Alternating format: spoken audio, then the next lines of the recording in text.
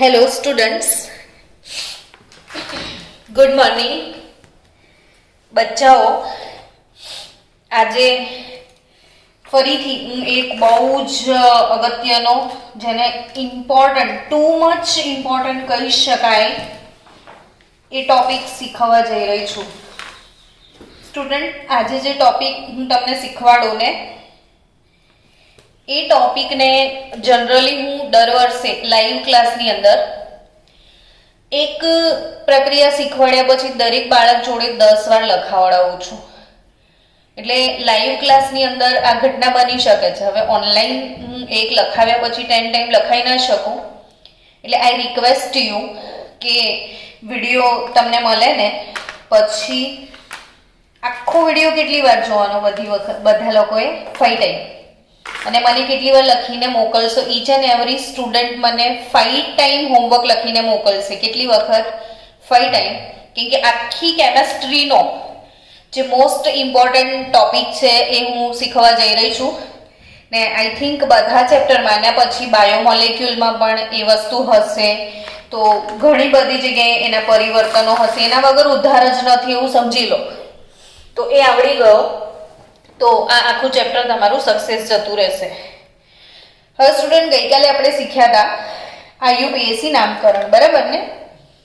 તો આઈયુપીએસસી નામકરણ પછી જે ટોપિક છે આલ્ડીહાઇડ અને કીટોનના ભૌતિક ગુણધર્મો, એનો હું તમને સીધો વિડીયો જ આપી દઈશ. એટલે અત્યારે આપણે એ ટોપિક નથી કવર કરતા. એના પછીનો ટોપિક છે આલ્ડીહાઇડ અને કીટોનની રાસાયણિક પ્રક્રિયાઓ, અને આ ટોપિક આજે આપણે સ્ટાર્ટ કરવા જઈ રહ્યા છીએ. તો નેક્સ્ટ ટોપિક કયો છે આપણો બાળકો? આલ્ડીહાઇડ. તમે નોટમાં લખવાનું ચાલુ જ રાખજો. આલ્ડીહાઇડ અને કીટોન. હાથ ચલાઈ કરવાનો એટલે ઊંઘ ના આવે.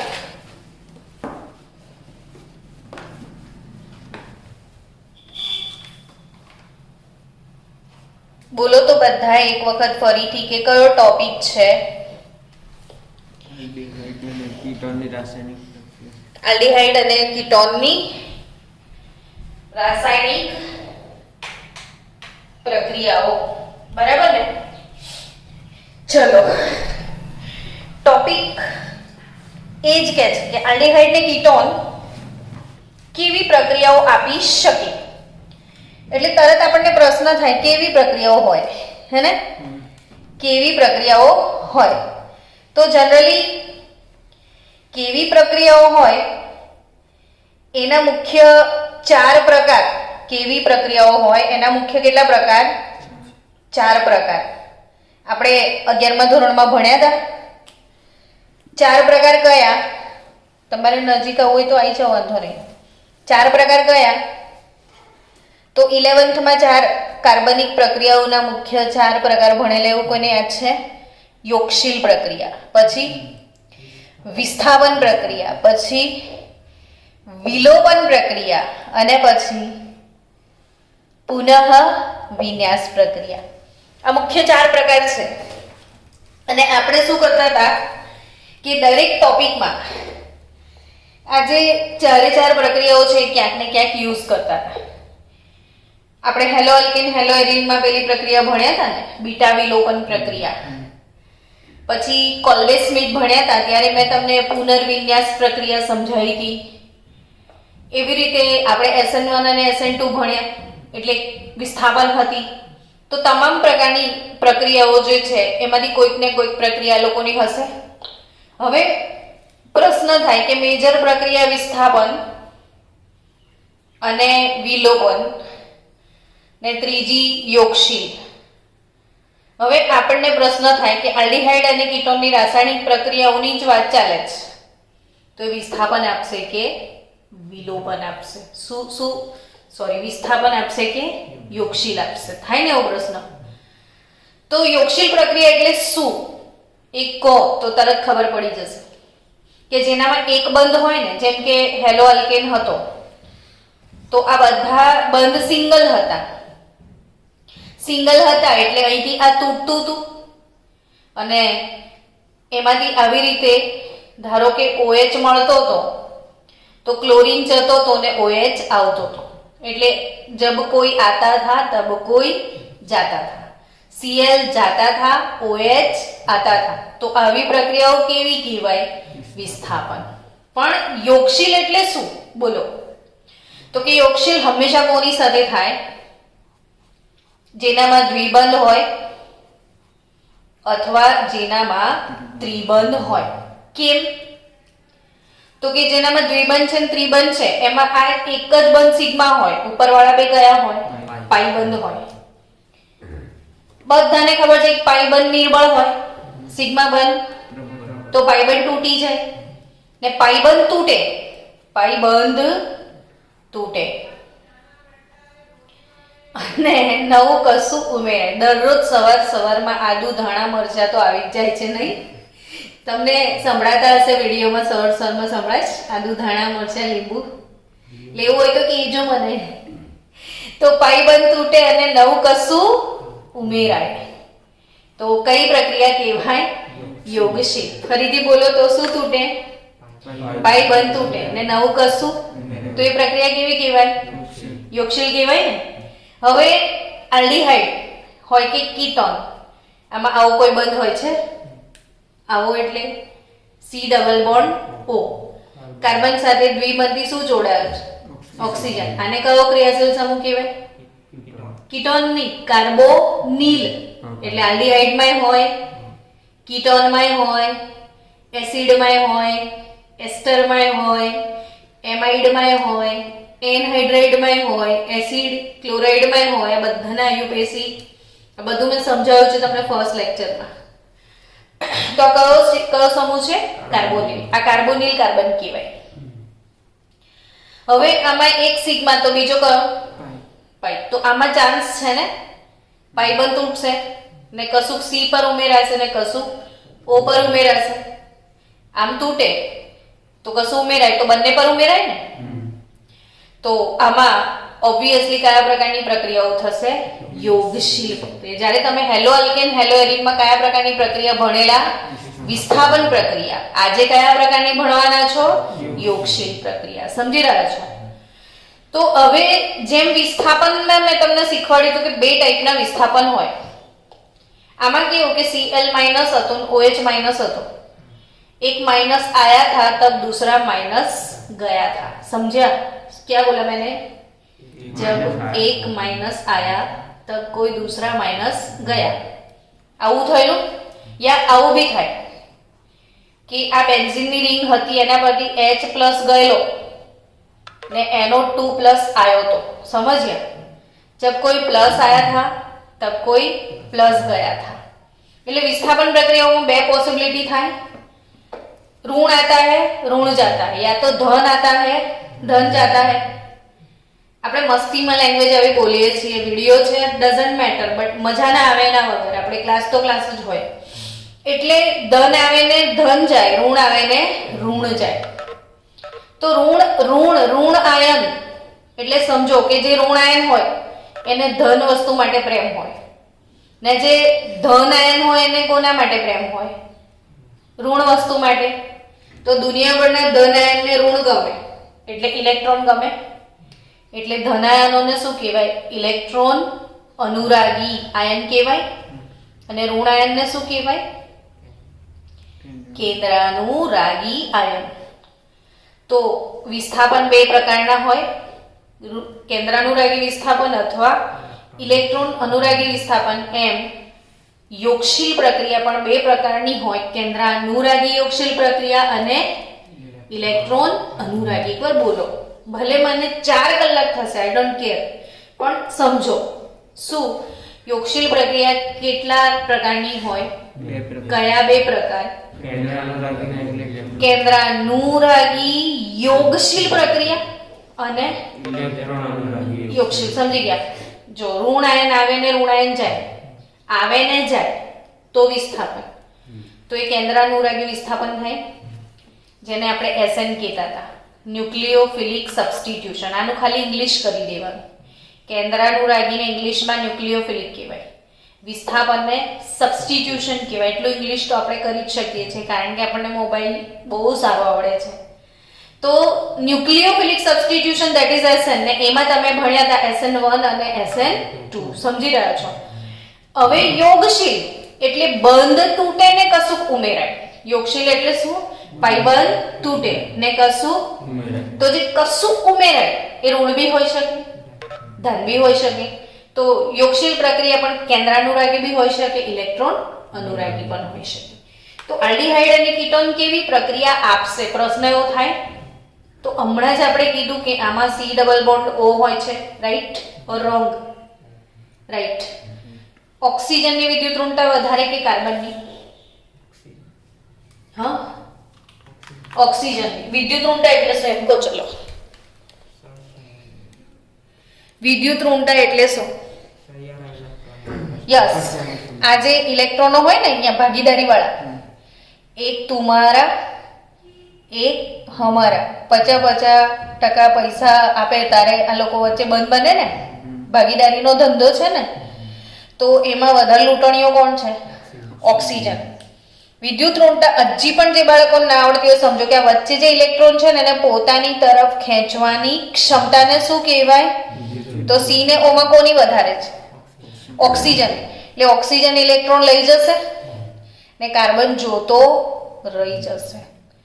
તો કાર્બન ધન બને ને? હા કે ના? અને ઓક્સિજન ઋણ બને. હવે કશુંક ઉમેરાય તો સી તો ધન છે ને, તો એના પર કઈ વસ્તુ ઉમેરાશે? ઋણ જ ઉમેરાશે. ઋણાયનને શું કહેવાય? કેન્દ્રાનુરાગી. તો આમાં કેવી યોગશીલ પ્રક્રિયાઓ થશે? કેન્દ્રાનુરાગી યોગશીલ પ્રક્રિયાઓ. સમજ્યા? ઓકે.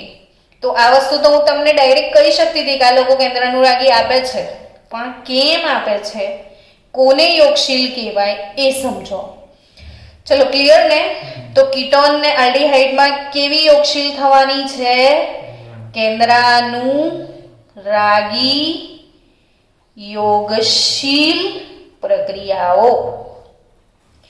આમ જોવા જાઓ ને બાળકો, તો એક વખત અહીંયા જો ચોંટી ગઈ ને પિન, તો બહુ જ સહેલી, ને જેને પિન નથી ચોંટી ને એના માટે બહુ જ અઘરી. એટલે પિન ચોંટાડવા માટે કેટલી વાર જોઈ લેવાનું? 5 વાર. મન મૂકીને વરસજો તો વરસાદ સારો થશે, પણ આળસ કરીને ભણશો તો નહીં મજા આવે. ચલો, આપણે કેન્દ્રાનુરાગી યોગશીલ પ્રક્રિયાની ક્રિયાવિધિ સમજી લઈએ.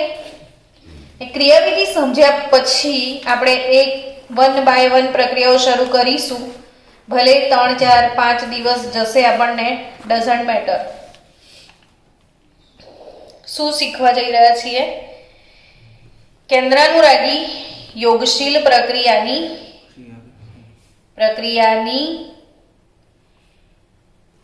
ક્રિયાવિધિ. રેડી? નોટ ખુલ્લી છે ને? તમે બી હેડિંગ મારો, લખવાનું છે તમારે મારી સાથે સાથે. જાગો ગ્રાહક જાગો, અગર સોતે હો તો જાગ જાઓ. ચલો, તમામ જાગતા બાળકોને સમર્પિત. બાળકો એકદમ ધ્યાનથી જુઓ. સી ડબલ બોન્ડ ઓ, બરાબર? C double bond O. આ સિગ્મા અને આ પાઈ. આની જોડે કોઈ પણ બે ક્રિયાશીલ સમૂહ જોડાયેલા હશે. બંને HH હોઈ શકે, એક R એક H હોઈ શકે, બંને R પણ હોઈ શકે. આપણે એવું કરીએ, એક ક્રિયાશીલ સમૂહને A કહી દઈએ ને બીજાને શું કહી દઈશું? B. આમ જનરલી આમાં એક સમતલની ઉપર હશે ને એક સમતલની નીચે. એક આમ હશે તો એક નીચેની તરફ હશે. હવે વિચારો કે આ જે છે C, એનો આકાર કયો હશે? આ આકૃતિનો આકાર કેવો હશે?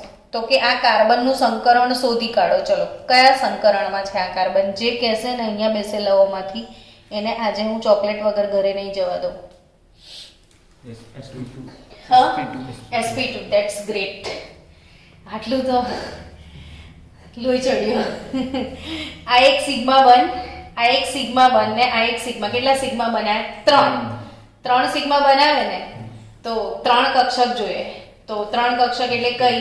sp2 સંકર. આ દ્વિબંધ હોય એટલે sp2 જ, ત્રિબંધ હોય તો sp, અને સિંગલ હોય તો sp3. જોયો તો વિડિયો?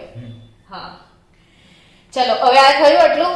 તો એનો આકાર કેવો હોય? sp2 હોય તો ઓલવેઝ યાદ રાખો બંધ કોણ 120 ડિગ્રીનો જ હોય. આકાર સમતલીય ત્રિકોણ જ હોય. Yes or not? આકાર કયો હશે? સમતલીય ત્રિકોણ. હવે આ સમતલીય ત્રિકોણ આકાર છે, સમજી લો. જસ્ટ આમાં એક પ્લેન દોરું છું. આપણો ટાર્ગેટ અણુ છે ને આખી દુનિયાને ખબર છે કે ઓક્સિજન ઋણ, કાર્બન કેવો? ધન. હવે આપણે હમણાં જ વાત કરી કે આવા વાળો ઋણાયન જ હશે ને. આવા વાળો આયન કેવો હશે? ઋણાયન હશે. તો અગર આવા વાળો ઋણાયન હોય તો કાર્બન ધન આયન છે એના પર જ આક્રમણ થશે. તો Nu કેન્દ્રાનુરાગી. ચલો બધા આજે ઇંગ્લિશ બોલો. કેન્દ્રાનુરાગીને ઇંગ્લિશમાં શું કહેવાય? કેન્દ્ર એટલે શું? ન્યુક્લિયસ. કેન્દ્ર એટલે શું? ન્યુક્લિયસ. તો કેન્દ્રાનુરાગીને શું કહેવાય? ન્યુક્લિયોફાઇલ. ફરી એકવાર, કેન્દ્રાનુરાગીને શું કહેવાય? ન્યુક્લિયોફાઇલ. વન્સ મોર, કેન્દ્રાનુરાગી એટલે ન્યુક્લિયોફાઇલ. હજી એકવાર, કેન્દ્રાનુરાગી એટલે ન્યુક્લિયોફાઇલ. સમજ્યા? એટલે આપણે શું લખીએ છીએ? Nu. એના જોડે ઇલેક્ટ્રોન હોય એટલે એ ઋણ આયન હોય. એના પાસે આ ઇલેક્ટ્રોનનો રીચ માણસ હોય, ભરપૂર ઇલેક્ટ્રોનથી ભરેલો હોય, એટલે એ દાન કરવા માટે ઉતાવળો છે. હવે ઇલેક્ટ્રોનનું દાન કોને થાય? તો કે જેને ગરીબી હોય ઇલેક્ટ્રોનની. અહીંયા ગરીબ કોણ છે ઇલેક્ટ્રોન માટે? ગરીબ કાર્બન. તો ન્યુક્લિયોફાઇલ જે એટેક કરશે કોના પર કરશે? કાર્બન પર. સમજી ગયા? ચલો, તો આ પ્રથમ તબક્કો જેમાં શું સીન થશે? તો કે પાઇબંધ તૂટી જશે ને. હવે યસ ઓર નોટ? પાઇબંધ તૂટી જશે અને Nu ઉમેરાશે તો ઓબ્વિયસલી એનું સંકરણ બદલાઈ જશે. આ બંધ તૂટશે ને તો sp2 માંથી કયો થઈ જશે? sp3. હવે સંકરણ બદલાશે ને એટલે આકાર તરત બદલાઈ જશે. sp3 સંકરણ હોય એટલે આકાર કયો થાય? સમચતુષ્ફલકી. એટલે આકાર ચેન્જ કરવો પડશે. એટલે હું આવી રીતે લખી દઉં C. આવા વાળો ન્યુક્લિયોફાઇલ 1 2 ને 3. આ આકારને આપણે સમચતુષ્ફલકીય કહેતા હતા. આ સ્ટેપ 1 લેવા છે મોડા કોઈને? સ્ટેપ 1. અને આ તબક્કો કેવો છે? ધીમો તબક્કો. કેવો તબક્કો છે? ધીમો તબક્કો. બોલવાનું રાખો. હું આટલું બધું બોલું છું, તમારી થોડુંક તો બોલાય ને. કેવો તબક્કો છે? ધીમો. અને સ્ટેપ 1 આપણો. ઓકે, ચલો.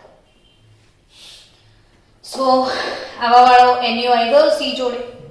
એની જોડે કોણ કોણ વસ્તુ છે? તો કે O છે જે ઇલેક્ટ્રોન લઈ જશે એટલે માઇનસ થઈ જશે. Nu ઇલેક્ટ્રોન આપીને આવશે ને આ ઇલેક્ટ્રોન ઓક્સિજન લઈ જશે.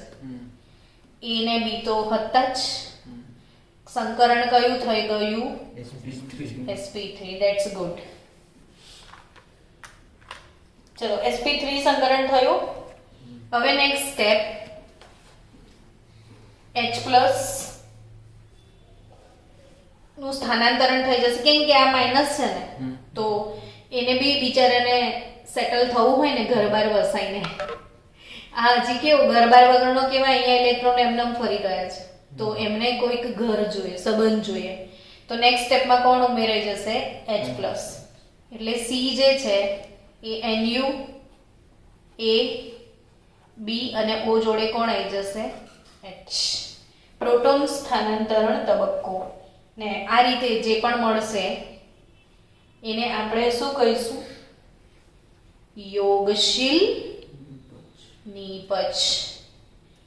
બચ્ચા દોરો જલ્દી. જેને બાકી છે જલ્દી જલ્દી ડ્રો કરો.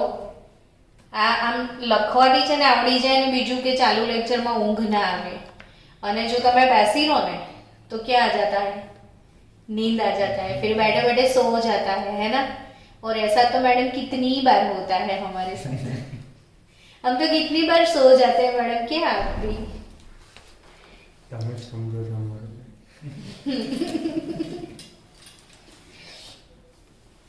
તમારું દર્દ સમજો છો એટલે તો કહું છું કે પછીનું દર્દ બી મને ખબર પડે છે. હમણાં ઊંઘી જશો તો લાઈફ ઊંઘી જશે ને હમણાં જાગશો તો લાઈફ જાગશે, સેટ થઈ જશે. બહુ તકલીફ પડે છે કારણ કે છોકરાઓ, હું પોતે ગોલ્ડ મેડલિસ્ટ છું અને એક બે નહીં, મારી જોડે 6 ગોલ્ડ મેડલ છે અને એક વખત ગુજરાત ફર્સ્ટ નહીં આવી, 6 વખત આવી છું. તો પણ તમે સમજો કે આજથી કયા 2001ના જમાનામાં હું જ્યારે નોકરી માટે ગઈ હતી, મારા ક્વોલિફિકેશનથી બહુ લોઅર જોબ હતી, તો પણ મારી જોડે ડોનેશન માંગવામાં આવ્યું હતું 8 થી 9 લાખ રૂપિયા. સમજ્યા તમે? એટલે બહુ ક્રાઇસિસ છે જોબની. આ 21 વર્ષ પહેલાંની વાત કરું છું. પછી મેં બધું મૂકીને શું ચાલુ કરી દીધા? ટ્યુશન. તો આ તો તમે તો કયા જમાનામાં છો? કોમ્પિટિશનના જમાનામાં છો. બધું રોજ બદલાઈ જાય છે. આજે મોબાઈલનું નવું મોડલ આવે, કાલે એક મોડલ કેવું થઈ જાય છે? જૂનું. તો કોમ્પિટિશનના જમાનામાં ટકવું હશે ને તો ઊંઘ આવે તો પણ શું કરવું પડે? ભણવું પડે. એટલે જ તો હું તમને જગાડું છું. Knock knock the door. Peter, knock knock the door. કયું પિક્ચર યાદ આવ્યું? મેં તેરા હીરો. મારું ફેવરિટ મૂવી છે, મને બહુ જ ગમે. મેં 10 વાર જોયું છે. મજા આવી જાય છે એમાં. Anyway, knock knock the door આવડી ગઈ ક્રિયાવિધિ. ચલો હવે આપણે આપણા મૂળ વસ્તુ તરફ આગળ વધીએ. આપણે એની મોકલાઈ દઈશું PDF. હવે આજે તો જે ટોપિક ઈચ્છા રાખું છું, પ્રક્રિયાઓ, એ કદાચ જ ચાલુ થશે કારણ કે સમજવું પડશે એના ગુણધર્મોને. હવે પ્રશ્ન એમ થાય, તમે એવું કીધું મેડમ કે આલ્ડીહાઇડ અને કીટોન કેન્દ્રાનુરાગી યોગશીલ પ્રક્રિયા આપે જ છે. અમે માની લીધું, ચલો. પણ મેડમ, અમને મનમાં એવો સવાલ થાય છે કે બેમાંથી કોણ ફાસ્ટ આપે? આલ્ડીહાઇડ કે કીટોન? આ જરાક ભણી લઈએ, પછી આપણે પ્રક્રિયાઓ તરફ આગળ વધીએ. કેમ કે આના પરથી તમને MCQ આવશે ને ઓપ્શનમાં 1-2 આલ્ડીહાઇડ હશે, 1-2 કીટોન હશે ને તમારે ગોઠવવાના હશે ક્રમમાં.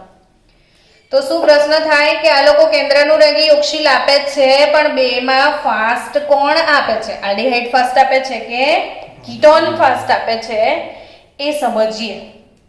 બહુ જ સારી રીતે સમજણ પડે એવી છે. ધ્યાન આપજો બાળકો. C double bond O. આટલી વાર બોલ્યા પછી તો હવે દોરતા બી આવડી ગયું હશે નહીં? C ડબલ બોન્ડ O ને C double bond O. Carbonyl સમૂહ મેં દોર્યો છે. આ ધન છે, આ ઋણ છે. ધન, ઋણ, ધન અને ઋણ.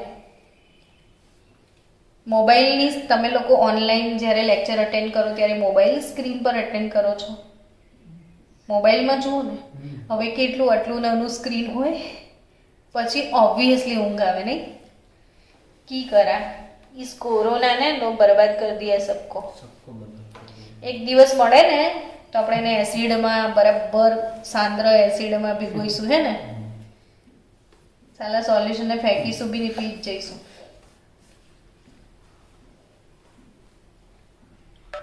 ચલો, C double bond O, C double bond O દોર્યો બધાએ? સમજશો ને તો મસ્ત સમજણ પડે એવી છે, ટ્રાય કરજો.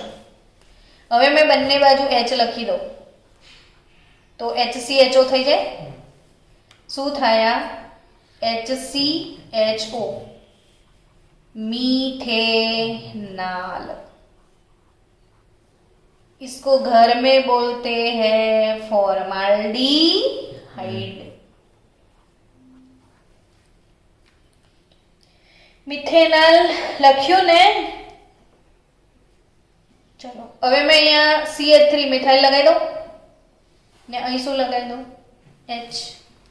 તો એક બાજુ CH3 ને એક બાજુ HCH3 CHO. ઇથેનાલ. ને ઇથેનાલ એટલે એસિટાલ્ડીહાઇડ. ઇથેનॉल એટલે શું? एसिटाल्डिहाइड. अब हम क्या करेंगे? मिथाइल मिथाइल दोनों साइड लगा देंगे तो ये है जाएगा CH3 C double bond OCH3 acetone. શું થઈ ગયું? એસીટોન. એટલે કીટોન થયો. ચલો હવે આ ત્રણમાં પ્રતિક્રિયાત્મકતા કોની વધારે? પ્રતિક્રિયાત્મકતા એટલે પ્રક્રિયા કરવાની ઝડપ. પ્રતિક્રિયાત્મકતા એટલે શું? પ્રક્રિયા કરવાની ઝડપ.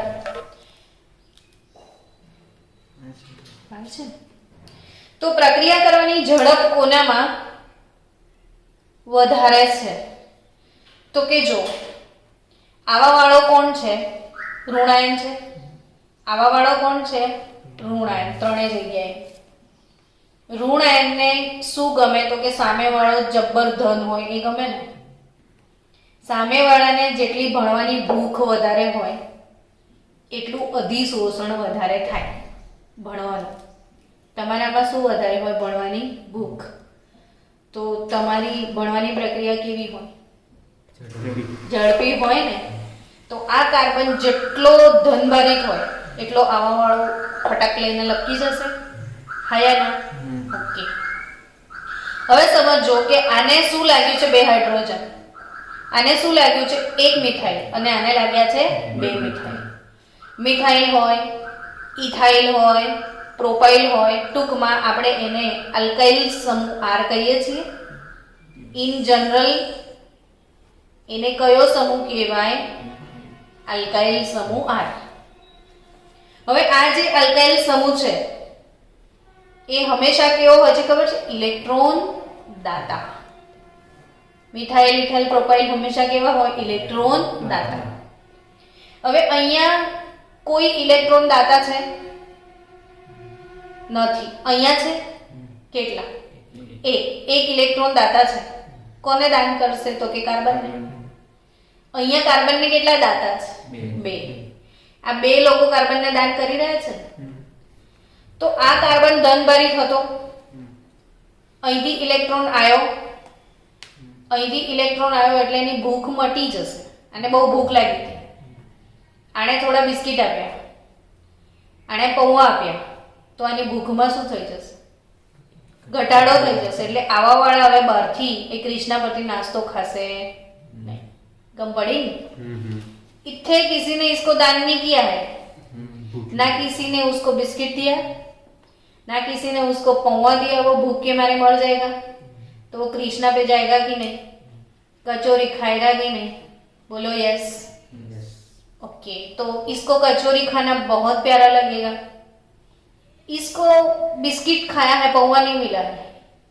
खाली बिस्किट मिला ना, पौवा मिला, तो थोड़ा बहुत तो लेगा ना. भले पूरा कचौरी ना खाए, आधा तो खाएगा.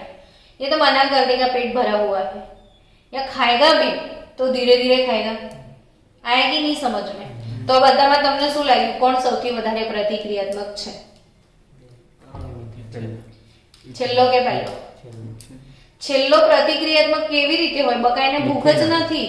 નો બિસ્કિટ, નો પૌવા. એટલે આ તો ધીરે ધીરે પ્રક્રિયા કરશે. આવા વાળાને ના પાડશે ને, અને આ આવા વાળાને શું કહેશે?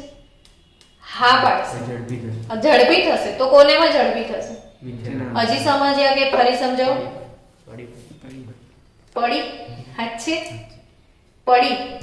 આને ભૂખ વધારે છે ને, તો આ સામેવાળા સાથે ઝડપથી પ્રક્રિયા કરશે. આણે બિસ્કિટ ખાધા, પૌવા નથી ખાધા, તો ભૂખ તો છે પણ આના કરતા ઓછી, અને આને ભૂખ મટી ગઈ છે એટલે બહુ ઝડપથી, એમ કે થોડી વાર પછી ખાઈશ એટલે ઝડપથી પ્રક્રિયા કરશે નહીં. તો સૌથી વધારે આ પ્રક્રિયાઓ માટે સક્રિય કોણ હશે? મિથેનોલ. મિથેનોલથી ઓછી સક્રિયતા કોની? ઇથેનોલની. અને સાવ ઓછો સક્રિય કોણ હશે? કીટોન. સમજ્યા? તો પહેલું કારણ કે એલ્ડિહાઇડ અને કીટોનની કમ્પેરિઝનમાં કીટોનની પ્રતિક્રિયાત્મકતા કેવી છે? ઓછી છે. કારણ કે તો શું એનું કારણ હોઈ શકે? તો એનું પહેલું કારણ છે પ્રેરક અસર. કારણ શું છે એનું પહેલું? પ્રેરક અસર. ને પ્રેરક અસર એટલે શું? એવું થઈ ગયું ને પાછું મનમાં તમે? તો આ શું છે? ઇલેક્ટ્રોન દાતા. જે ઇલેક્ટ્રોન દાતા સમૂહ એ બીજાના ઇલેક્ટ્રોનનું શું કરે? દાન. એને પ્લસ આઈ અસર કહેતા હતા. ધોરણ 11 આપણે પ્રેરક અસર ભણ્યા હતા, પ્લસ આઈ અને માઇનસ આઈ. પ્રેરકને ઇંગ્લિશમાં ઇન્ડક્ટિવ ઇફેક્ટ કહેવાય, એટલે આઈ. જો માઇનસ આઈ હોત, જેમ કે NO2 હોય, તો એ ઇલેક્ટ્રોનનું દાન ના કરે, આનો નાસ્તો બી ખાઈ જાય. સામેની આનો ઇલેક્ટ્રોન બી શું કરે? લઈ જાય NO2. તો એ કઈ અસર કહેવાય? માઇનસ આઈ અસર. ઇલેક્ટ્રોન લૂંટણીયા લોકોની અસર કઈ કહેવાય? માઇનસ આઈ. ને ઇલેક્ટ્રોનના દાનેશ્વરી લોકોની અસર કઈ કહેવાય? પ્લસ આઈ. સમજી રહ્યા છો? તો કીટોનની પ્રતિક્રિયાત્મકતા ઓછી છે, કારણ કે કઈ અસર? પ્રેરક અસર પ્લસ આઈ અસર. તો કીટોનમાં 2 R હોવાથી પ્લસ આઈ અસરના કારણે, એટલે ઇલેક્ટ્રોનનું અહીંયા જો દાન થયું છે બંને બાજુ, તો પ્લસ આઈ અસરને લીધે પ્રતિક્રિયાત્મકતા કેવી થઈ જશે? ઓછી. જ્યારે મિથેનોલમાં કોઈ પણ ઇલેક્ટ્રોન દાતા સમૂહ નથી. ઇથેનોલમાં એક ઇલેક્ટ્રોન દાતા સમૂહ છે ને કીટોનમાં 2 ઇલેક્ટ્રોન દાતા સમૂહ છે. એટલે કોની પ્રતિક્રિયાત્મકતા ઓછી? કીટોનની. બીજું કારણ છે એમાં કોઈ? તો કે હા. બીજું કારણ શું આવે ખબર છે? અવકાશીય અવરોધક અસર. અવકાશીય અવરોધક અસર. આ અવકાશ અવરોધ એટલે શું? તમે સમજો બાળકો કે તમે પોતે બગીચામાં ફરવા ગયા છો, બરાબર? ક્યાં ફરવા ગયા છો? બગીચામાં. બગીચામાં બેસવા માટે બહુ બધી બેન્ચ છે. તો તમે કેવી બેન્ચ શોધો? જે ખાલી હોય, જેના પર 2 લોકો બેસ્યા હોય, એ બેન્ચ પર જઈને બેસવાનું પસંદ કરશો. ઓકે. તો આવા વાળા NU ભાઈ બગીચામાં લટાર મારવા નીકળ્યા છે, બેન્ચ શોધે છે, પણ આ બેન્ચ પર 2 લોકો બેઠા છે, તો એ આવવાનું પસંદ કરશે ના. અહીંયા ઓલરેડી આટલું બધું ચોંટેલું છે ને, તો આવા વાળો એમ વિચારે કે આ ગીચડામાં કોણ જાય? આવા વાળાને કેવું ગમે? ખાલી બેન્ચ. તમે બસમાં બી ચડશો ને, તો તમને કેવી સીટ ગમે છે? ખાલી, બારીવાળી સીટ. જ્યાં સુધી ખાલી સીટ અવેલેબલ હોય ત્યાં સુધી ખાલીમાં જ જીવ હોય. ખાલી અવેલેબલ ના હોય તો તમે 2 જણ બેસ્યા હોય ને થોડી જગ્યા બાકી હોય તો ત્યાં જઈને બેસી શકો છો. એટલે ઓબ્વિયસલી બાળકો જો ના સમજણ પડે ફરી બગીચામાં જશો ને તમે, તો આવા જ્યાં જ્યાં બહુ લોકો બેસેલા હશો ત્યાં આવા વાળો જવાનું પસંદ કરશે નહીં.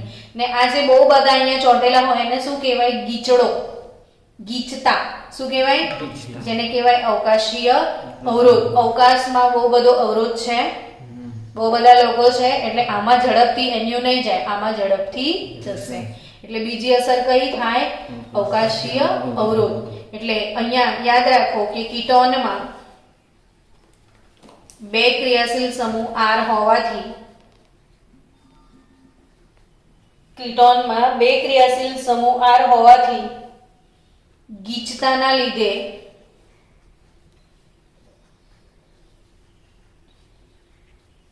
કેન્દ્રાનુરાગીનું વિસ્થાપન મુશ્કેલ બને છે. આક્રમણ કેવું બને છે? મુશ્કેલ. સમજી ગયા ને? તો ડન. પહેલું ખબર પડી? ચલો પહેલું ટાઈમ જો 10 મિનિટ. અહીંયા વિડિયો કેટલી મિનિટનો થયો છે?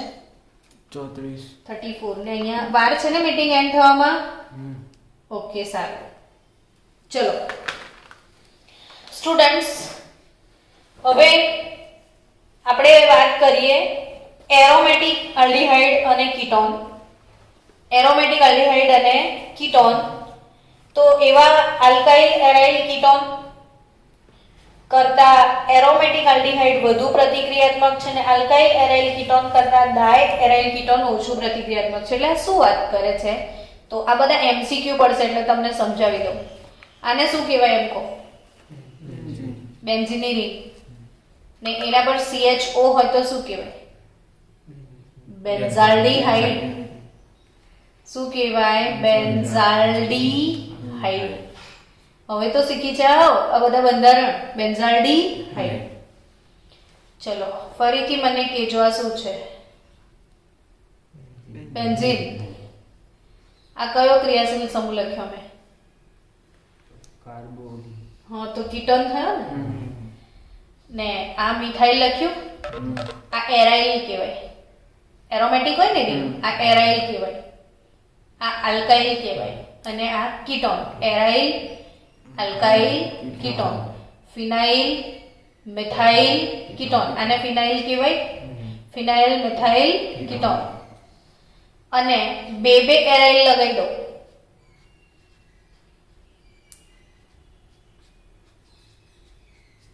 તો આ ડાયરાઇલ કીટોન કહેવાય. ફિનાઇલ ફિનાઇલ કીટોન યાની ડાયફિનાઇલ કીટોન, અથવા IUPAC નામ છે એનું બેન્ઝોફિનોલ. આપણે IUPAC માં પણ આનું નામકરણ કરાયું હતું. આ શું છે? બેન્ઝો. આટલો સમૂહ બેન્ઝો છે અને આ ફિનોલ લગાવ્યો છે. બેન્ઝોફિનોલ. શું? તો આ બેન્ઝોફિનોલ થયું. આ જે છે બેન્ઝીનની રિંગ, COCH3 અને એસિટોફિનોલ કહેતા હતા આપણે. રિંગ પ્લસ COCH3 નું શું નામ છે? એસિટોફિનોલ.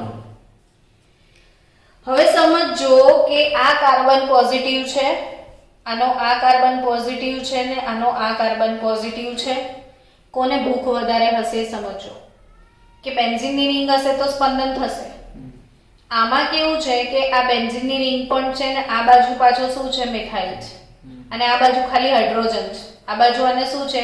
મિથાઇલ. એટલે એને બિસ્કિટ મળશે. બિસ્કિટ મળશે. પ્લસ એનો ધન વીજભાર આ બેન્ઝીનની રિંગ છે તો અહીંયા ફરવા આવશે. પેલું સ્પંદન સૂત્રો અત્યાર સુધી ભણ્યા હતા. તો ધન વીજભાર ક્યારેક અહીંયા આવશે, ક્યારેક અહીંયા આવશે, ક્યારેક અહીંયા આવશે એટલે સ્પંદન થશે. એટલે આને એટલી બધી ભૂખ નહીં હોય. ભૂખ કભી ઈધર તો કભી ઈધર હોગી. એટલે ભૂખ ફરવા જશે. અને આમાં ભૂખ અહીં બી ફરવા જશે, અહીં બી ફરવા જશે. ક્યારેય ફરી નહીં રહેશે. એટલે સૌથી વધારે ભૂખ આને જ છે. એટલે સૌથી વધારે પ્રતિક્રિયાત્મક કોણ? બેન્ઝાલ્ડીહાઇડ. એનાથી થોડું ઓછું એસિટોફિનોલ, કેમ કે એનાથી દાન મળે છે. અને કોઈ દાન નથી, આ બાજુ જ છે ને એટલે. અને આને તો બે બાજુ સ્પંદનના કારણે. અને ગીચડો પણ કેટલો છે આવા વડે એવું નહીં વિચારવું બપ્પા આટલા મોટા લોકો જ નહીં જવું છે. સમજે? તો સૌથી વધારે પ્રતિક્રિયાત્મક કોણ? બેન્ઝાલ્ડીહાઇડ. હવે આ પ્રશ્ન તરીકે કઈ રીતે પૂછાય? MCQ માં લખેલું હશે. બેન્ઝાલ્ડીહાઇડ, એસિટોફિનોલ અને બેન્ઝોફિનોલને કેન્દ્રાનુરાગી યોગશીલ પ્રક્રિયા માટે પ્રતિક્રિયાત્મકતાનો સાચો ક્રમ જણાવો. સમજ્યા? હા, બંધારણ આપેલા બી હોઈ શકે, ફક્ત નામ પણ આપેલા હોઈ શકે, IUPAC નામ પણ હોઈ શકે, કઈ પણ હોઈ શકે. અને એવી રીતે અહીંયા મિથેનાલ, ઇથેનાલ અને એસિટોન. તો મિથેનાલ વધારે ક્રિયાશીલ છે કોના કરતા? ઇથેનાલ કરતા. અને ઇથેનાલ વધારે ક્રિયાશીલ છે એસિટોન કરતા. તો આ થઈ કેન્દ્રાનુરાગી યોગશીલ પ્રક્રિયાની ક્રિયાવિધિ. હવે બાળકો, કેન્દ્રાનુરાગી યોગશીલ પ્રક્રિયા આપણે શરૂ અત્યારે જો કરીએ તો આપણી પાસે લિમિટેડ ટાઈમ છે 5 કે 10 મિનિટ. હાલાકી ટોપિક છે પૂરો 30 મિનિટનો. એક પ્રક્રિયા રોજ ચાલશે અને 5-5 વાર આપણે લખવાની છે. તો આપણે આપણું અત્યારનું એનો મૂડ નહીં બગાડીએ, કારણ કે આખી પ્રક્રિયા મને સમજાવતા 100% 30 મિનિટ લાગશે. તો આપણે સાંજના લેક્ચરમાં આ કવર કરશું. બરાબર? તો સાંજે તમે લોકો વિડિયો લેક્ચર ખાસ જોજો ભૂલ્યા વગર આજે, અથવા આવી જ જજો અહીંયા. બરાબર ને? 6 થી 7 માં. સારું, ચલો મળીએ.